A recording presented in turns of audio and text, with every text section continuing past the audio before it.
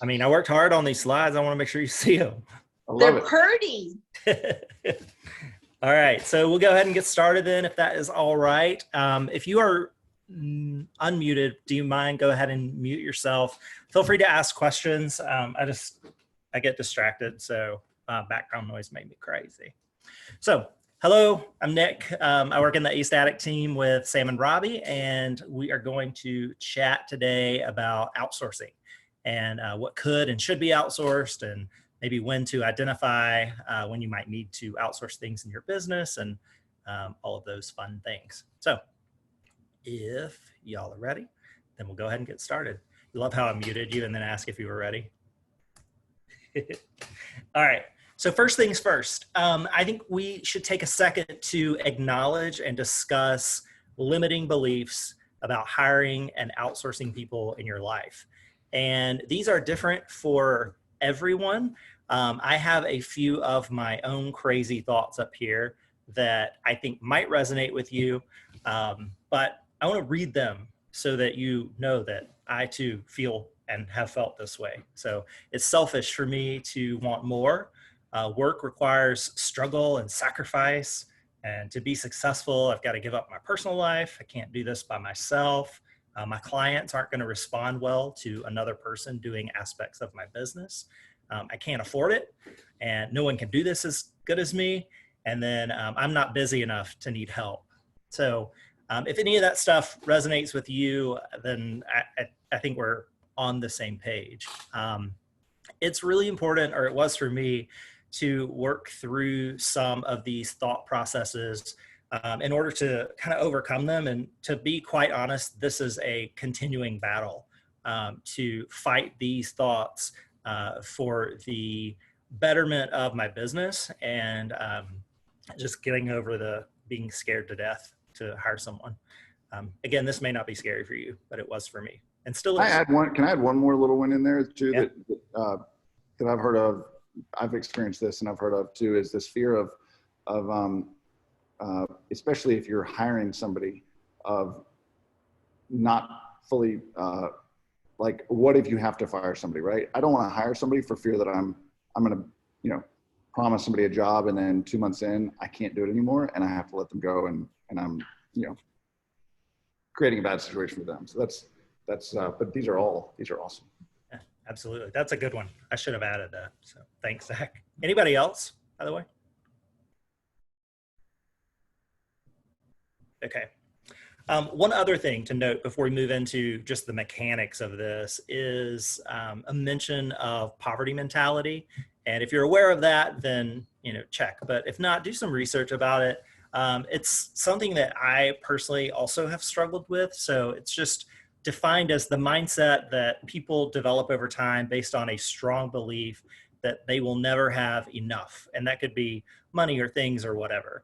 It's a fear-driven mindset, and it can cause poor financial decision-making. So again, always keeping an eye on that. And, I think that comes from a lot of the way that, I was brought up, but again, you may resonate with that or not, but just worth examining all of those things and trying to get your own head in order before you move into this hiring someone process. So, all right, enough of the touchy-feely stuff. Mechanics, ready?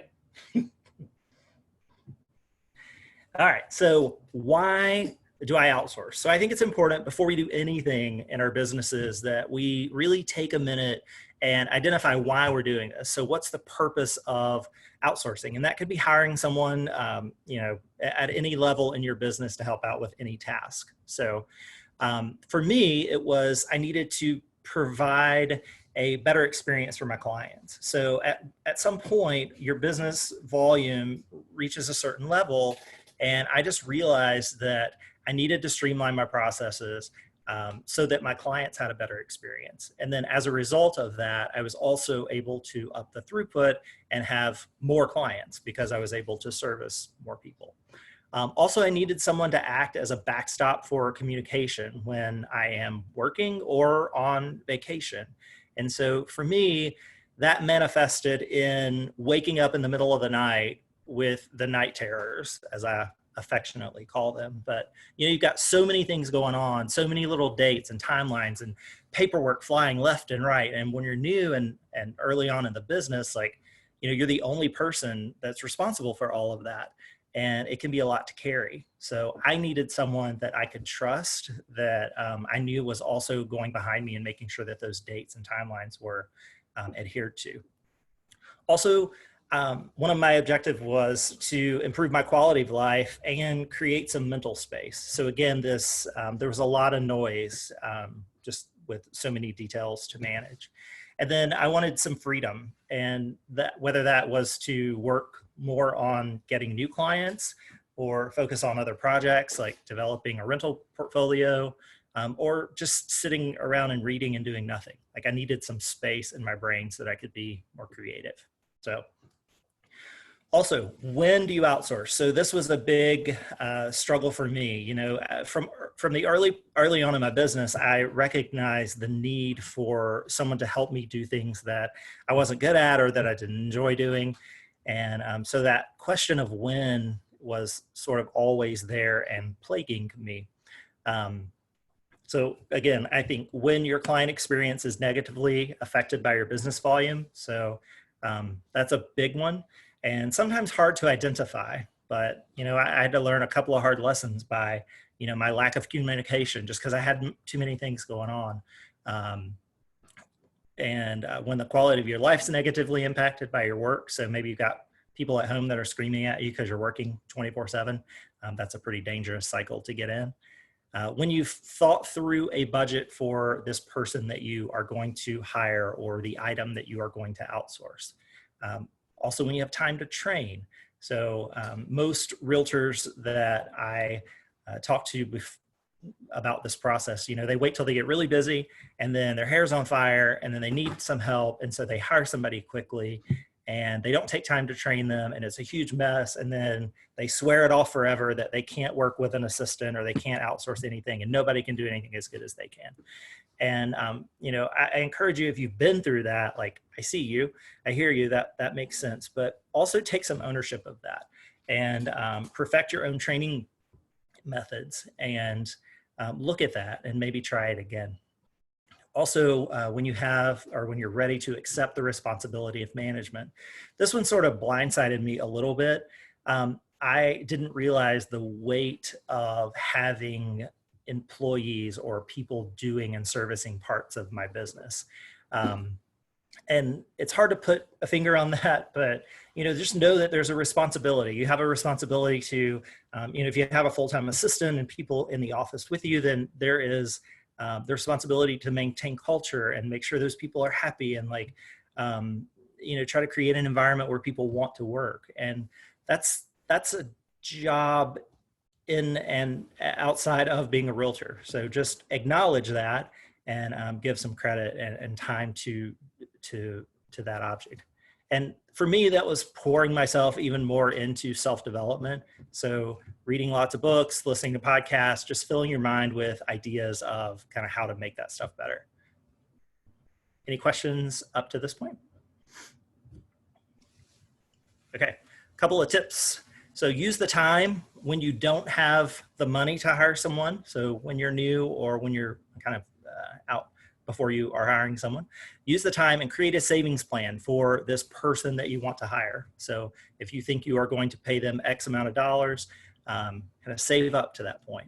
Also, don't look at it as taking on a full year's salary for someone. There are, on the next slides, we'll talk about different pieces of your business that you might can outsource, but it doesn't have to be somebody full-time on payroll that you've committed to. If it is that, and you do go that route, then, mentally for me, I was like, okay, I've got to save up an entire year's worth of this person's salary and whatever. Gary Keller in the Millionaire Real Estate Agent book talks a lot about this, and that, really you're only exposed to maybe 2 or 3 months of that person's salary, because you allot for training time, you give that person space to do their job. And then if they're not performing and it's not working out, then you part ways and you maybe find someone else or maybe continue to go it alone. So I hope that is helpful in thinking, okay, I don't have to save up this huge burden of someone's salary. Not that it's a burden, that's the wrong word, but You know what I mean? Um, Also, another thing is in regard to training, take a couple of weeks and log your task. So every little thing that you do, paperwork processing, marketing, all of those items, just keep a log and then total that up. And it gives you an idea of, okay, I'm spending X amount of time marketing. I'm spending this amount of time on paperwork. And that gives you some really good metrics for looking to hire someone. And, maybe you want to plug them into just a piece of your business. And that gives you a good idea of kind of how much time you might need from someone. So one thing, I just wanted to comment on that real quick. That's terrifying to do. I've done that several times in my career, and it scares the hell out of me when I look at it. And one of the things I've struggled with is trying to figure out how often do you do that? Do you record? I mean, literally I'll get a notebook, and I've kind of found that every 15 minutes, I just stop, jot down in a word or two, what was I working on? Try to categorize it. What was I working on? And I mean, one time it was like email. It was like, I've spent hours a day working on my email, which, yeah, granted, there's some communication going on, but it's it reminded me that if I can just pick up the phone, so much more effective. So the 15-minute kind of increment block to me was better than trying to look back for the previous hour, because I wasn't really being honest with myself when I looked back at the previous hour. Yeah, that's a good point too, Zach, that exercise in itself may identify some inefficiencies in your business that you can kind of clean up on. Like you said, you're spending 15 minutes on an email that you could make a phone call and solve in 5 minutes. So that's sort of. It made me realize that so when I hired somebody, I said, all right, part of your job description is to help handle my email, because there's so much that comes in.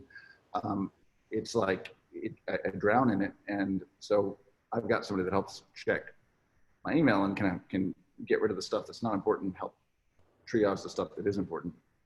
Sure. A couple of other suggestions that Gary Keller makes in The Millionaire Real Estate Agent.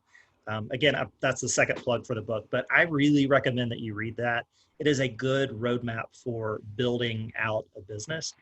I try to read it once a year because it hits me at different times as my business grows. So the first time I read it, there are concepts that were way beyond my ability to process. I wasn't ready for it, and there still are. So that's why I encourage revisit it every so often.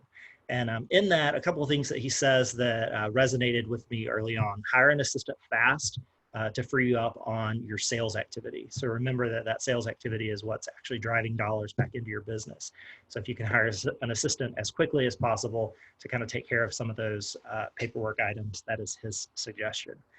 Also, he recommends outsourcing more showing responsibilities as your business grows. So one of the things that takes a lot of our time is getting in the car with the buyer, meeting buyers at properties and showing them around. And normally a realtor business is buyer heavy on the first couple of years as you're building your business. So once you start transitioning into having more listings or kind of an equal number of listings, I have found that listings are easier to manage and they aren't as time sensitive in that I don't have to run and jump when a property hits the market to show my clients. So I recommend thinking through a plan for that. And that can be as complex as hiring a showing assistant, or as simple as leaning on some of the agents in your office and paying them to go and open doors and show property for your clients. So that is something that has been really helpful to me. And if any of you that have helped me with that are on this call, thank you again. Also, build a team that you can trust. So make sure constantly that you're surrounding yourself with people that are trustworthy. Because as you're outsourcing these different pieces of your business, these are your babies. These are things that you've created. So there needs to be a high level of trust there between you and people that you bring on. Also, act quickly if that trust is broken. So that is not on the screen, but just, okay. All right. So we'll move on to our next slide. So where do I outsource? So on the left-hand column, we've got some things that we've already sort of talked about in the work life. And I recommend looking at your business through the lens of do I enjoy this task in my business? So that was thing one for me. Do I like this? And then Thing two, is this the highest and best use of my time? So while I may love checking boxes and making sure that paperwork gets to a certain spot, is that something that really requires me doing it? Or should I be out prospecting and looking for new business and servicing clients face to face? Well, the answer obviously is that you need to be building relationships with people. That paperwork, even though you might like it, um, can be something that is outsourced to someone else. Also, what's the benefit? Hire your taskers like employees and your assistants like business partners. So that is not on this list, but if you are outsourcing individual tasks, so again, early on, I hired someone to just do my newsletter because it was something I identified that it was important, but it wasn't getting done because I didn't enjoy it. And I hired someone in Virginia to put that newsletter together and paid them a fee monthly to do that. So remember, hire your taskers like employees. So you're going to give them a task to do, they're going to do it, the box is checked, they get paid. If you're hiring an assistant, for me, I looked at this more like I wanted somebody that was going to come alongside me and be a partner in my business. So they need to be able to, for me, brainstorm ideas with me, implement projects that I have in mind, like a higher level of skill and certainly a higher level of contribution to your business and ultimately your success. Also look at through the lens of, do I want more money or do I want more time? So a lot of this stuff, we can do all of this ourselves, like all of us have, and that's what's gotten us to a level of success where we actually need help. But it becomes a time money trade-off that, you have to give up the control and the control, not the responsibility, but the control of doing certain things and pay for those things so that you buy yourself more time and you can do whatever you like with that time. And then also, are these long-term solutions? So for me, this looked like hiring somebody to do my newsletter, hiring, somebody to manage some CRM components. So I had these people that did certain tasks for me. I used Village Assist early on to manage contract to close. But I also realized that that wasn't a long-term solution. I wanted to move into having someone that was in more of a business partner assistant relationship role. So again, where do I outsource? So pay an agent to show some homes. You can outsource social media things if that's something that you don't enjoy. Creating a newsletter, CRM management, client care. So tasks like Christmas cards and birthday cards and home sale anniversary cards, all of those things that are really important and act in a marketing capacity, that doesn't necessarily mean that you have to be the one that sits down and fills those cards out. Again, Village Assist was very helpful early on with that. Spreadsheet management, tedious tasking, and then sign management. So just putting out signs and retrieving them and changing the writers and all of that. There are companies out there that do all of these things individually. And you might also can find someone that has this broad skill set that can do all of this. One other thing that I think might be interesting to consider is outsourcing things at home. So the whole idea of this outsourcing process is buying yourself more time, using that time to do something that earns you more money. And so again, for me, early on, I hired a housekeeper, and I actually didn't tell my husband. I don't recommend this, but he didn't know for an entire year. And I would rush home every Thursday and kind of ruffle up the bed a little bit and put some dishes in the sink so he didn't know. But I don't recommend that route. But I do definitely recommend hiring someone. For us, that was something that, neither of us enjoyed doing. It took a lot of time, so it wasn't getting done. And it impacted our quality of life. So I sat down and thought about it. Hey, I can pay somebody X number of dollars to buy back this hour or two of my life. I can reinvest those hours somewhere else that is going to generate me more business and or just more quality time. So a housekeeper is a big one, a lawn service, unless like you really enjoy these things, and then, use your free time to do them. And I'll give you my address and you can come to my house and do them. A meal service. So again, for us, like we have meals delivered, I think 3 days a week, and a nanny. We don't have any kids, but that is a good idea too. Again, buying yourself some time and focus to spend on your energy or on your business. A dog walker, there's Amazon Subscribe and Save. So that doesn't really involve hiring a person to do something, but streamline your grocery delivery or your dry goods delivery, that kind of thing through the Amazon Subscribe and Save. And then car washing and a cleaning service. So I can't tell you the last time I've hand washed my car. There are subscription services. If you live over in East, that Mr. Car Wash service has a monthly plan, and you can go through there as many times as possible in the month for like $30. And I know that sounds really silly, but you know, that activity of taking the time to clean your car is what, a 30-minute to an hour's worth of work. Like, you know, you can get a whole lot more business focused work done in that amount of time. What's the name of the car cleaner? Oh, it's a Mr. Car Wash. I think they have locations all over town too. One other thing, and this is sort of in reference to that previous slide, but make a missing persons list. I heard this, I think, in a book I read or podcast or something, but as you are alone in your business and you're like, gosh, I really wish I had somebody to whatever, start a note in your iPhone and just keep a running list of those things. That way, when you are able to hire someone, you've got a rough outline of a job description of who you're looking for. That also helps you. There's that reticular activating system thing that like puts things in the front of your mind. So if you are looking at this list and saying, oh, I need somebody that's really good at social media or contract to close or, you know, whatever those things are, I am a believer that the universe will send those to you if you are kind of putting that out there. So something to think about.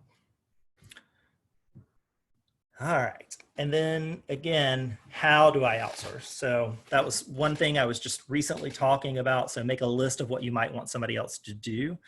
Figure out how much time those tasks take so you can determine, hey, do I need somebody part-time, full-time, or just to supplement some things in my business? Do I need 2 part-time people because these are different skill sets, those kinds of things. I had very high ambitions early on of having one person that was a magic trick that could do all of these things.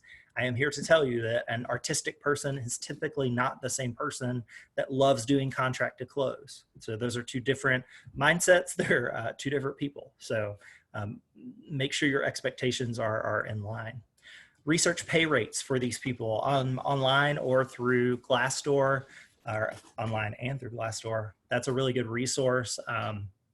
It's a tricky conversation about what to pay somebody, because as I mentioned earlier, those folks that are doing individual tasks for you, that's certainly a different pay rate and pay scale than somebody that is a full-time employee in your office with you. Make a budget that's appropriate for your business needs. You should do this anyway, even if you aren't planning to hire someone. You need to know how much money is coming in and going out every month. Even if it's just something as simple as a spreadsheet, your tax accountant also will probably appreciate that. But it identifies extra money that you may be able to find from different parts of your business that you can allocate toward hiring someone. And then ask your peers if they have leads on people or services that match that missing persons list. Network with people in and outside of the brokerage. There are always people that know someone that's asking or looking for work. So keep that in mind. Another option is a new realtor. So somebody that just joined the business that, you know, maybe they want to shadow you or be an apprentice or that kind of thing. That might be a good option for you. A social media company that does management of social media. Maybe somebody that can just sit and enter information in your CRM. Sign runners, part-time or full-time assistant. One thing about an assistant, I don't recommend, and this is just because it's been my personal experience, but I don't recommend hiring a full-time assistant on day one unless you've been in a business previous that you understand what that dynamic is like, what managing someone is like, and have a list of things that you are ready to hand them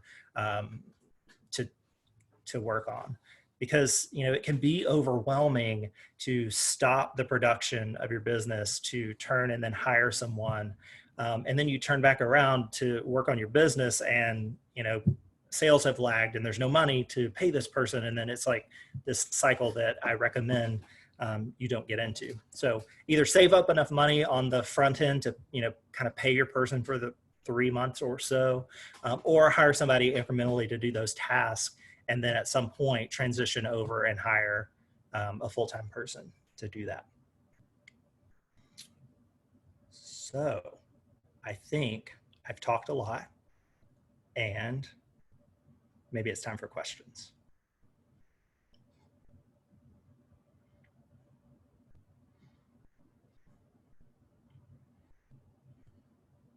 If you are muted, feel free to unmute yourself.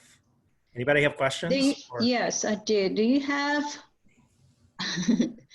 you have a description, a job description for each one, or just as a whole? I don't have a formal job description for each person. I really more have identified the tasks that I need taken care of and then kind of given them that. So I guess that's kind of a job description.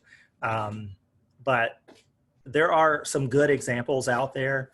That missing persons list that I created sort of evolved into a job description. Did that answer your question, Maria? I have a question. Virginia. Did you hire someone to help you with CRM cleanup management? Did you hire somebody specifically for that, or is that something you do? At first, obviously, I did it all myself. But yes, right. I did hire somebody just to take care of that task in the short term. And then now that sort of rolled into a portion of what my assistant works on. And, CRMs are... Yeah. I know you've had a lot of them. I mean, it's like I recognize the need for them and I can see the benefit and how important it is. And so I realized that if I didn't have it, I could probably do away with paying somebody a certain number of hours a week. But the fact is, like, the reports that it generates and the way that it keeps me on track are worth that investment to me. Also, we tend to get really busy when we have a lot of contracts and we got things flying everywhere. That CRM sort of acts as a guidepost for me that I can turn back to it and say, okay, here are the task lists of the people that I need to be contacting. Here is, the clients that are looking to buy or sell that I've made notes on. And so it allows me to block a lot of that noise of the contract stuff out and then refocus on lead generation, which isn't something that's like my favorite thing to do, but we kind of have to focus back on it. Did I answer your question? Probably too much. Yeah, I guess so. I guess there are holes in my CRM that allows it makes it not as effective as it could be, should be. So I was just curious what your experience was. Mine too. Which one do you use? Right now I use RealVolve. And I've been really happy with it, but somebody in here laughed at me about this, but I've tried a lot of them. Yeah. Looking for the perfect system. And that old adage of the best CRM is the one you use. Yeah, I guess. But again, if you're looking for a CRM system, identify what you need it to do. And for me right now, it's keep track of the people I need to contact. Be a source of demographic information for my clients that I can pull and create mail lists for. And then I am a little nerdy about reports. Like, I like to compare where I'm at this year in my business to where I was at last year. So I use it to motivate myself. But they all do tons of different things. And, I've started using Boomtown a little bit for the lead generation portions of it. And it's a really solid system for doing that. So you may. I use Boomtown. Okay, cool. How does it work? Does it really work, Boomtown? Because I have Boomtown, but it's not really my thing. I am no expert on that, so I will defer that to. It works for me. There are some things it doesn't do that I wish it did, but that would be the case with any system. Exactly. And I think when I realized that, I was like, okay, I need to stop jumping from system to system. Yeah. Although I am constantly, even now, though I'm happy with the system that we're using, I'm always evaluating other things because the market changes. You know, technology changes so fast, and I want to make sure that, again, I'm using something that is enabling me to provide the highest level of service that I can to my clients, and that it's making my life as easy as possible.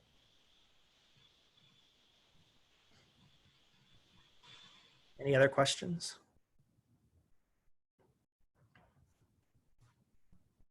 No? Don't be shy. We're all friends here. Good info, Nick. All right, cool. Well, I will close this down. I appreciate y'all's time today. And you all know how to get in touch with me. My email is nick@basenashville.com. And, you know, I sit up here in this attic right here. Thank you. Thank you. All right. Bye, y'all. Thanks. See ya. Thank you. Bye. Oops.